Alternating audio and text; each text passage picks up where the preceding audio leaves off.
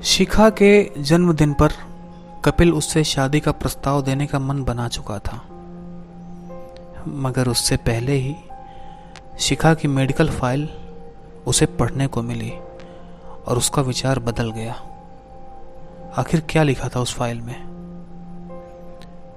नमस्कार, आज की इस कहानी का शीर्षक है उलझन और इसे लिखा है वैभव जैन जी ने।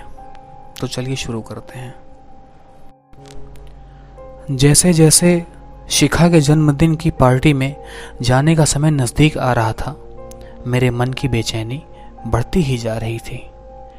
मैं उसके घर जाने के लिए पूरी तरह से तैयार था, पर अपने फ्लैट से कदम निकालने की हिम्मत नहीं हो रही थी। मैं यही करीब 2 महीने पहले शिखा से पहली बार अपने कॉलेज के दोस्त समीर के घर मिला था। उसी मौके पर मेरा समीर की पत्नी अंजलि, उसके दोस्त मनीष और उसकी प्रेमिका नेहा से भी परिचय हुआ। शिखा के सुंदर चेहरे से मेरी नज़रें हट ही नहीं रही थी। वह जब छोटी छोटी बातों पर दिल खोल कर हंस दिया करती तो सामने वाला खुद ब खुद मुस्कुराने लगता था। मैंने मौका पाकर समीर से अकेले में पूछा, क्या शिखा का कोई बॉयफ्रेंड है? नहीं, उसने मेरे चेहरे को ध्यान से पढ़ते हुए जवाब दिया। मेरा मन खुशी से उछल पड़ा। तो मेरी उससे दोस्ती करा दे यार। कपिल, मैं उसके साथ तेरी दोस्ती नहीं, सिर्फ परिचय करा सकता था, वो मैंने करा दिया, समीर ने जवाब दिया। यार, मुझे शिखा से पहली नज़र में ही प्यार हो गया। समीर ने कहा, यार तेरे मुंह से यह शब्द सुनकर मैं परेशान आ चुका हूं। तुझे हर जगह पहली नज़र में प्यार हो जाता है। अभी तेरा ये कीड़ा अभी गया नहीं। कपिल एक्साइटेड होकर कहता है, पुरानी बातें भूल जा मेरे दोस्त, मैं अब घर बसाना चाहता हूँ। मुझे लगता है कि शिखा ही मेरे सपनों की राजकुमारी है। मैंने उसे विश्वास दिलाने की कोशिश की। पहली मुलाकात में ही शिखा ने मेरे दिलो दिमाग पर जबरदस्त जादू कर दिया था।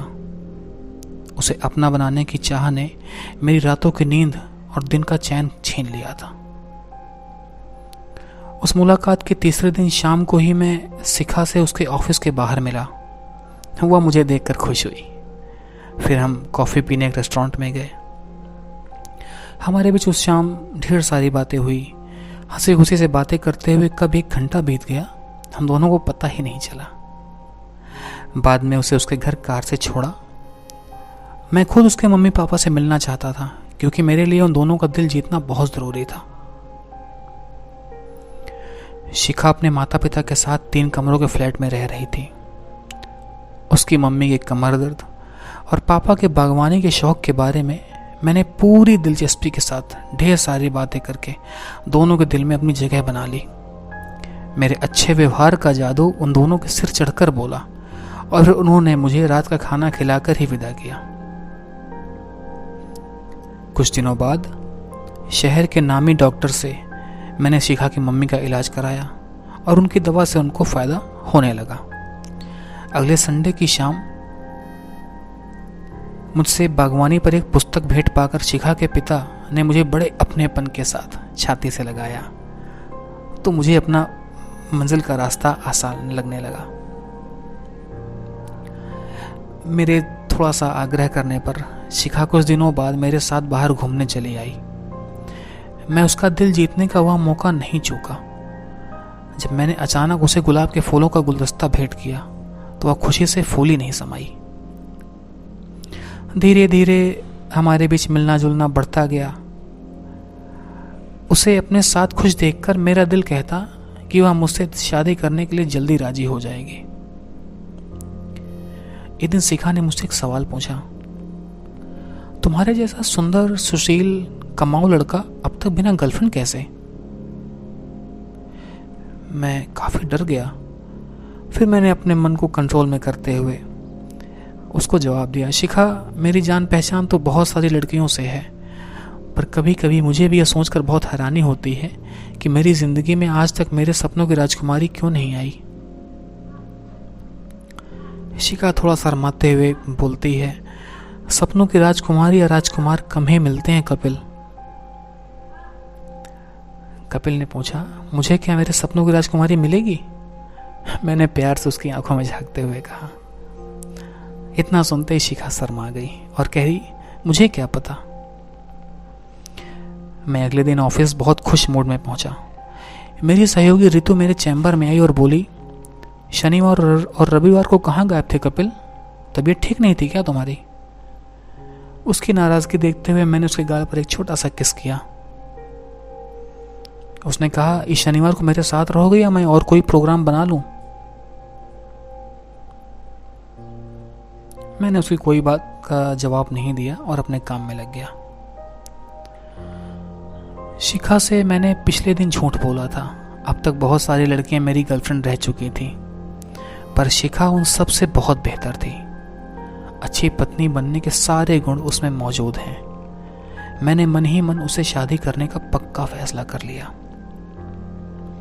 शनिवार की रात मैंने रितु के साथ डिनर किया और फिर उसी रात उसकी बाहों में उसी के फ्लैट में गुजारी। सच्चाई यही है कि मुझे ऐसा करते हुए बिल्कुल भी ग्लानि महसूस नहीं हुई, क्योंकि तब तक मैंने शिखा से शादी का कोई भी वादा नहीं किया था।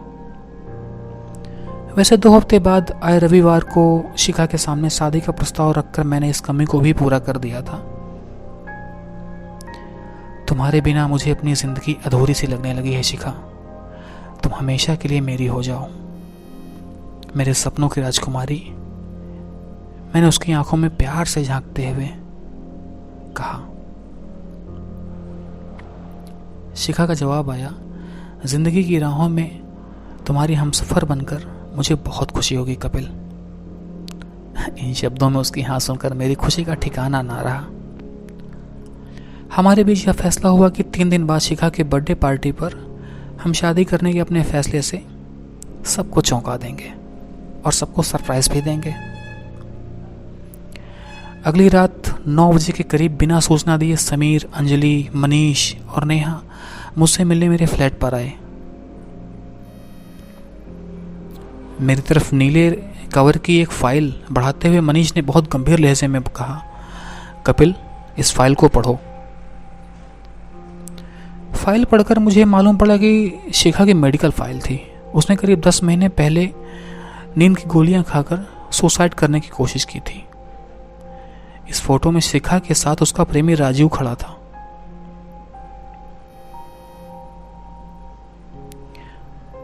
इसी के हाथों प्यार में धोखा खाकर शिखा ने आत्महत्या करने की कोशिश की थी। अंजलि ने अपने पर्स से एक फोटो निकालकर मेरे हाथ में थमाई। मनीष ने दांत पीसते हुए बहुत ही गुस्से में, यह धोखेबाज इंसान एक तरफ तो शिखा से शादी करने का दम भरता था और दूसरी तरफ शिमला में अपनी पुरानी प्रेमिका के साथ होटल में गुलछर्रे उड़ा रहा था। यह खबर शिखा को अपनी जान पहचान की लड़की से मिली तो वो सदमा बर्दाश्त नहीं कर पाई और आत्महत्या करने की कोशिश की।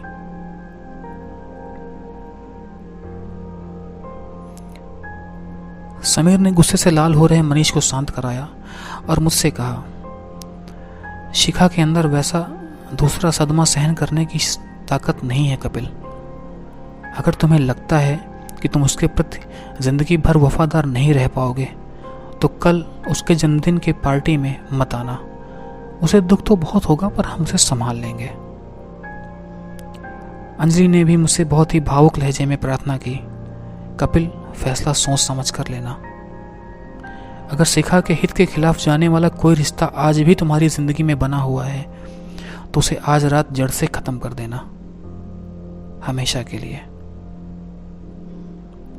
इसके बाद सब बारी बारी से मुझे गले लगाकर चले गए। मैं रात भर ठीक से सो ना सका। अगले दिन ऑफिस भी नहीं गया। सारा दिन गहन सोच विचार करने के बावजूद किसी फैसले पर पहुंचना संभव नहीं हुआ। मैं सोच रहा था, मैं शिखा से शादी करना चाहता हूं, पर अपने मन की कमजोरी का मुझे एहसास भी है। किसी एक स्त्री का होकर रह पाना मेरी फितरत में नहीं है। मुझे फैसला सोच समझ कर ही करना था, क्योंकि मैंने अब तक जिन लड़कियों के साथ प्यार का खेल खेला था उन सब ने ऐसे खतरनाक शुभचिंतक दोस्त नहीं थे। फिर धीरे धीरे जबरदस्त टेंशन का शिकार बन मेरे मन में यह बातें जड़ जमाने लगी मैं ना शिखा के लायक हूँ और ना ही उसके शुभचिंतकों की दोस्ती के या दुश्मनी के। ऐसा सोचकर मैंने शिखा की जिंदगी से निकलने का कठिन और दिल दुखाने वाला फैसला आखिरकार कर ही लिया। मैं जूते खोलकर वापस पलंग पर लेट गया। मेरे बहुत रोकने के बावजूद आंखों से बार बार आंसू बह रहे थे। 8 बजे के करीब मेरे मोबाइल फोन की घंटी बजने लगी तो मैंने फोन अपना स्विच ऑफ कर दिया। फिर करीब 9 बजे के आसपास किसी ने बाहर घंटी बजाई तो मैं चौंक कर उठा। दरवाज़ा खोला तो सामने शिखा को देख मेरा दिल बैठ गया। मुझे विश नहीं करोगे? उसने बहुत ही सहज भाव से मेरे हाथों को अपने हाथों में ले लिया। हैप्पी बर्थडे, मैंने ज़बरदस्ती मुस्कुराते हुए उसे शुभकामनाएं दी। ऐसे नहीं यार, ज़रा प्यार से विश करो, कहकर वो मेरे गले लग गई।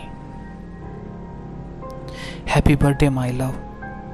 पता नहीं कैसे ये शब्द मेरे मुंह से खुद ब खुद निकल गया। मैं खुद हैरान था। मुझे मेरे दोस्तों ने कल रात तुमसे हुई मुलाकात के बारे में सब बता दिया है कपिल। वो सहज भाव से मुस्कुरा रही थी। मैंने उसे जवाब दिया, मैं तुम्हारे लायक नहीं हूं शिखा। बाद में मैं तुम्हारा दिल तोड़ूं, उससे अच्छा यही होगा कि अभी ही हम अलग हो जाएं। उसने मेरे मुंह पर हाथ रखकर मुझे खामोश कर दिया और कहा, अब मैं पहले जितनी कमजोर और भावुक नहीं हूं। मुझे भी पहली नजर में तुमसे प्यार हो गया था और अब इतनी आसानी से तुम्हें नहीं खोऊंगी। तुम्हें मेरा प्यार जरूर बदल डालेगा। कपिल ने बहुत ही डरते हुए कहा, मुझे डर है कि कहीं मैं तुम्हारे इस विश्वास पर खरा नहीं उतरा तो।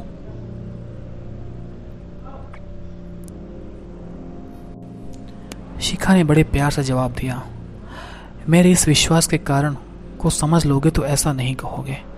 आज मेरी बर्थडे पार्टी में ना आकर तुमने जिस ईमानदारी का सबूत दिया है उसका मेरी नज़रों में बहुत महत्व है।